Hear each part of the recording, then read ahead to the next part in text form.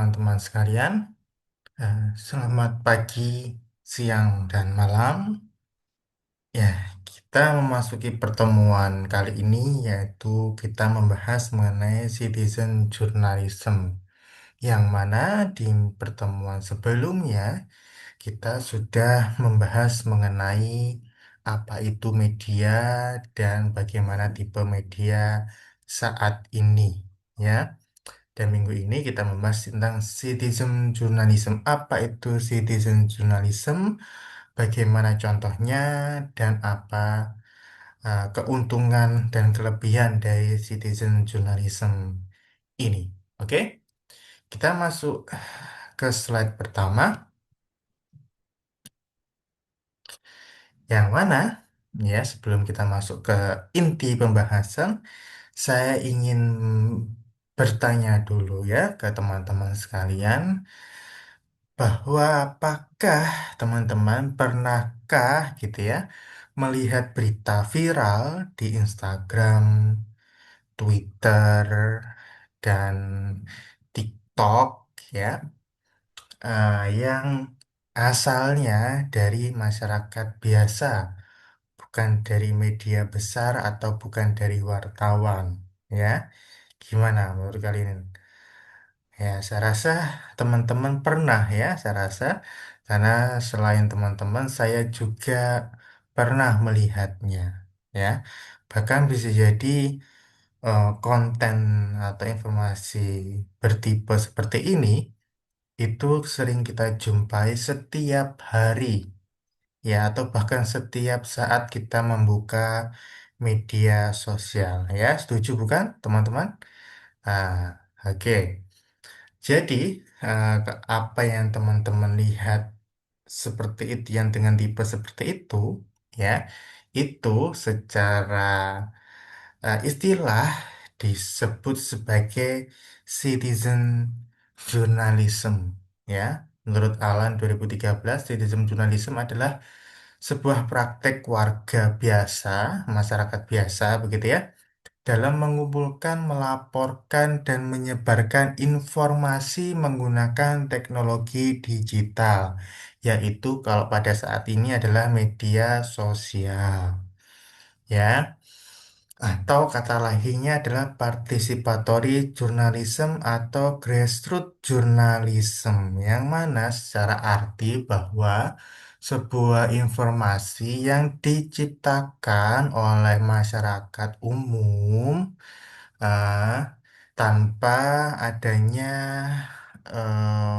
validasi begitu ya, yang mana mereka langsung upload, merekam dan mengupload informasi berupa video biasanya ya, ke dalam media sosialnya masing-masing ya. Makanya di istilah lainnya adalah partisipatory. Jadi ada partisipasi dari masyarakat atau warga dalam menciptakan sebuah konten, sebuah informasi, sebuah berita ya, khususnya dalam bentuk video. Bahkan di sini juga disebut sebagai grassroots journalism.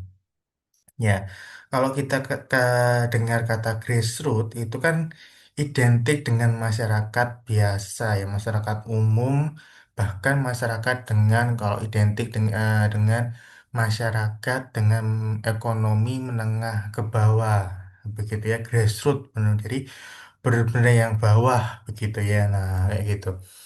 Ya, contohnya saya yakin teman-teman menjumpainya ya adalah video warga tentang bencana alam yang diunggah ke Twitter, ke TikTok, ke Instagram, ya ke Facebook atau media sosial lainnya. Ya, ada juga postingan Instagram tentang demonstrasi mahasiswa. Ini juga saya yakin teman-teman sering menjumpai, apalagi teman-teman sebagai mahasiswa, saya yakin pernah menjumpai konten seperti ini, ya. Ada juga ya TikTok yang mengulas isu lingkungan lokal. Maksudnya isu lingkungan lokal itu seperti apa?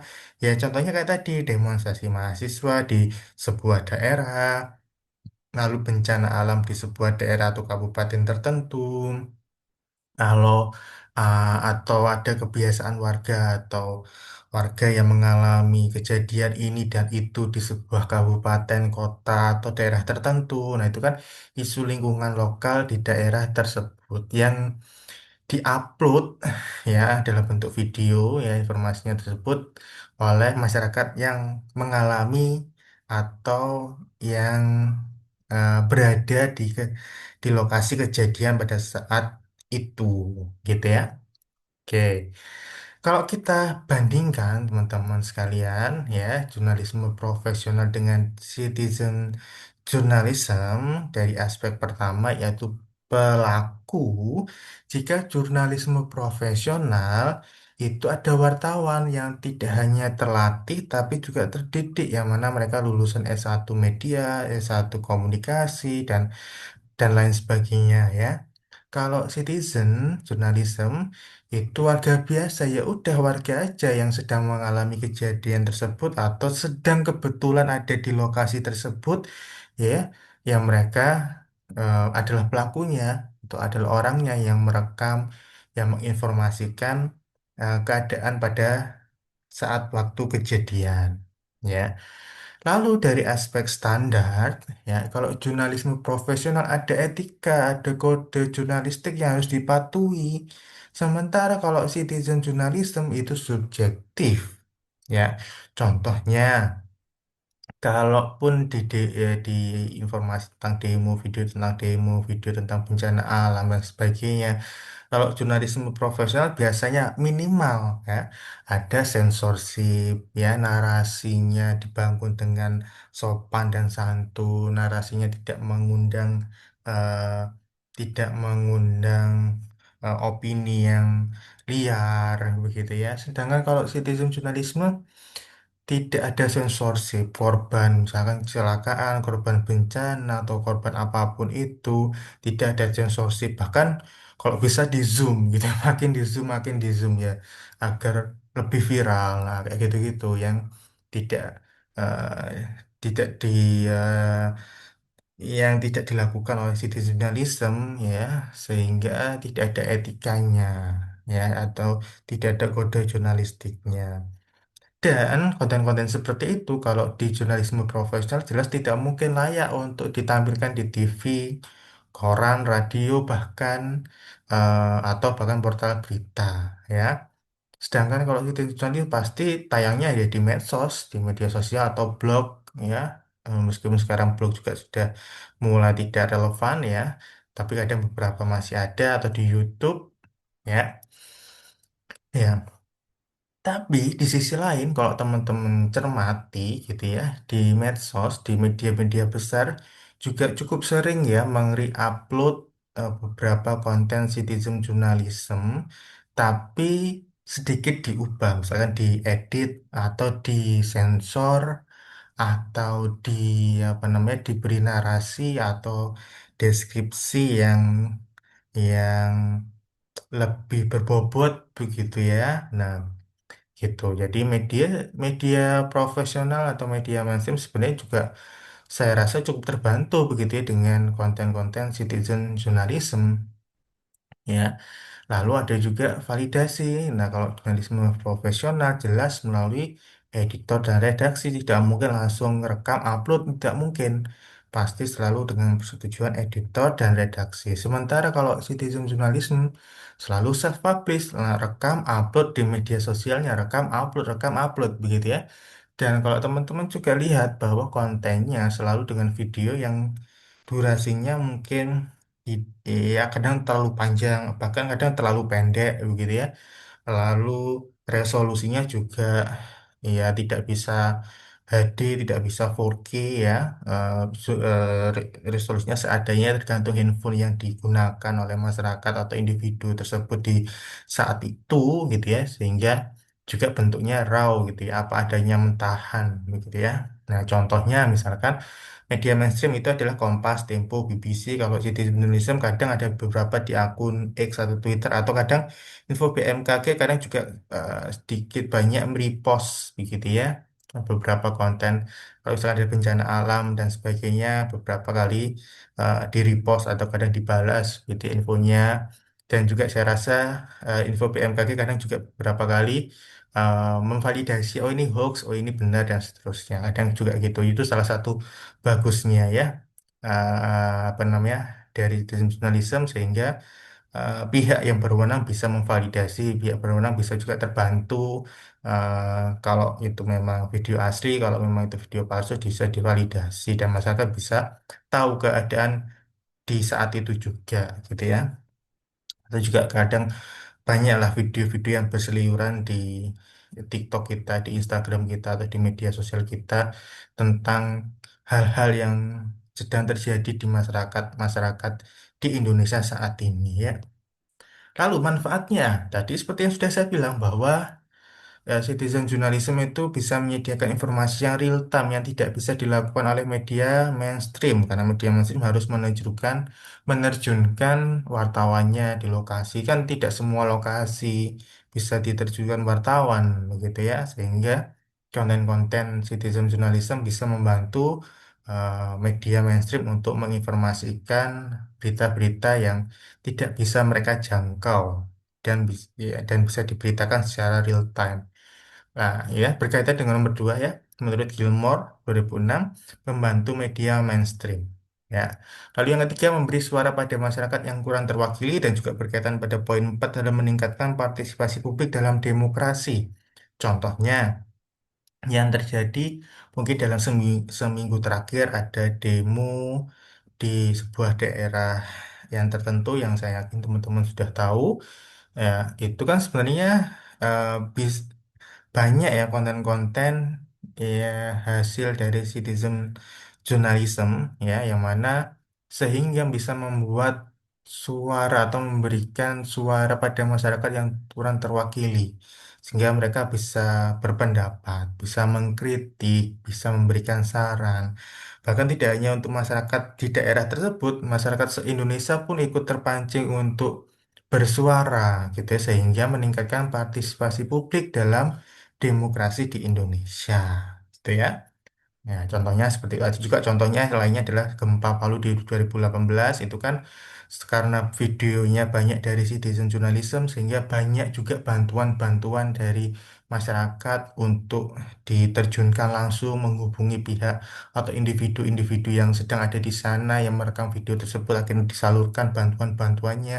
Nah, itu juga manfaat dari peran citizen journalism ya. Selain manfaat, ada juga tantangan, teman-teman sekalian. Ya, yang pertama adalah hoax dan misinformasi. Tidak ada proses verifikasi, begitu kata Carlson 2011. Saya yakin teman-teman juga sering menjumpai seperti ini. Ya, seminggu terakhir ini ya, jadi video demo. Ya, ada ke video demo 2019 yang diupload ulang ya di semingguan ini. Padahal video itu 2019 bukan video terbaru ya yaitu sehingga akhirnya ada informasi misinformasi ada hoax kayak gitu ya jadi cukup rentan ada informasi-informasi yang diupload ulang padahal tidak sesuai dengan waktu dan lokasi kejadiannya ya ini juga bisa mengundang bias opini pribadi ya tidak jarang kalau teman-teman perhatikan di konten-konten citizen journalism itu sangat banyak mengundang komentar ya, pendapat huru-hara begitu ya, pendapat atau komentar yang bernada kritik tapi kurang sopan, kurang santun ya, bernada amarah dan seterusnya lah ya. Sehingga ini berkaitan dengan poin keempat yaitu rentan dipolitisasi. Jadi konten citizen journalism ini juga eh, sangat rentan untuk dipolitisasi, untuk ditunggangi oleh pihak-pihak tertentu. Yaitu tadi contohnya video demo banyak ditunggangi oleh para oposisinya atau yang tidak di pemerintahan, ya, ditunggangi oleh kelompok-kelompok tertentu. Oke, ikut melawan dan sebagainya kayak gitu-gitulah. Ya, rentan dipolitisasi. Dan juga di poin ketiga ini kurang menjaga etika, misalnya melanggar privasi korban, ya. Yang tadi saya bilang bahwa rata-rata gitu ya, agar kontennya ini viral gitu, ya, kalau ada korban dalam tanda kutip yang sakit atau yang mengalami keadaan yang tragis itu bahkan di zoom gitu ya, di zoom atau di ya dideketin gitu ya, tanpa disensor dan sebagainya, yaitu akhirnya melanggar privasi korban. Tidak ada censorship, tidak ada etika di dalam eh, menerbitkan atau mengupload konten tersebut. Ya namanya juga citizen ya, mereka tanpa edit sudah rekam upload begitu ya. Nah itu adalah tantangan dan resikonya. Ya di sini ada muncullah pertanyaan ya yang teman-teman juga bisa diskusikan untuk teman-teman upload di e-learning kita, hasil diskusi kalian ya, karena saya sudah upload di situ dan teman-teman bisa menjawab di situ ya. Pertanyaan adalah, apakah menurut kalian citizen journalism lebih banyak manfaat atau bahayanya? Ya, teman-teman bisa menjawab pertanyaan ini dan berdiskusi ya di salah satu fitur yang sudah saya upload di e-learning. Jadi semua mahasiswa di kelas ini bisa saling berdiskusi mengenai pertanyaan ini. Ya, itu ya. Jadi kita manfaatkan e-learning kita dengan semaksimal mungkin. Ya, ya, oke. Teman-teman bisa berdiskusi saya di situ dan saya tunggu diskusinya. Nah, nanti setelah kelas dan minggu depan kita coba bahas hasil diskusi yang menarik dari teman-teman itu ya. Oke, jangan lupa teman-teman ya. Lanjut, terakhir adalah penutup ya, yang mana citizen journalism adalah sama dengan masyarakat yang jadi jurnalis. Saya tambahkan di sini adalah jurnalis amatir ya, jurnalis amatir. Jadi, masyarakat saat ini di era digital saat ini itu sangat bisa jadi jurnalis. Tapi jurnalis amatir ya gitu. Nah, bedanya dengan jurnalisme profesional, eh, mereka sebenarnya juga saling melengkapi ya, teman-teman sekalian ya. Jurnalisme profesional butuh informasi yang real time ya.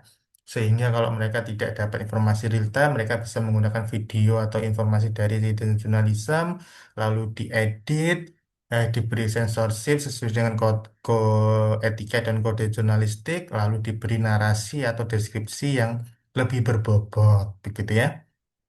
Dan juga solusi untuk bagi kita semua per individu itu adalah kita perlu lengkapi diri kita, skill untuk diri kita masing-masing adalah literasi digital.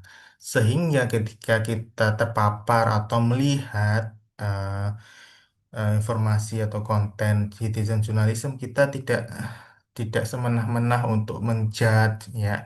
Kita tidak juga tidak gampang terpancing dan seterusnya, sehingga kita perlu membekali diri kita masing-masing dengan literasi digital ya. Oke. Dan jangan lupa ada tugas, yaitu carilah satu contoh konten citizen journalism di media sosial minggu ini. Lalu analisislah apakah konten tersebut bisa dipercaya dan apa dampaknya bagi masyarakat. Oke, dan diupload lewat e-learning. Harap diperhatikan, diupload lewat e-learning sesuai dengan deadline yang berlaku. Oke, begitu juga dengan diskusi tadi, semua kita manfaatkan e-learning yang sudah disediakan dan kita manfaatkan secara maksimal. Oke, gitu ya teman-teman sekalian ya. Referensinya ini teman-teman bisa baca sendiri juga.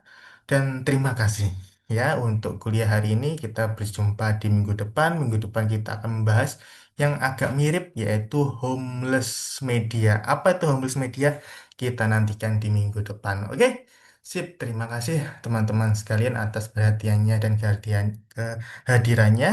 Sekian dari saya. Wassalamualaikum warahmatullahi wabarakatuh.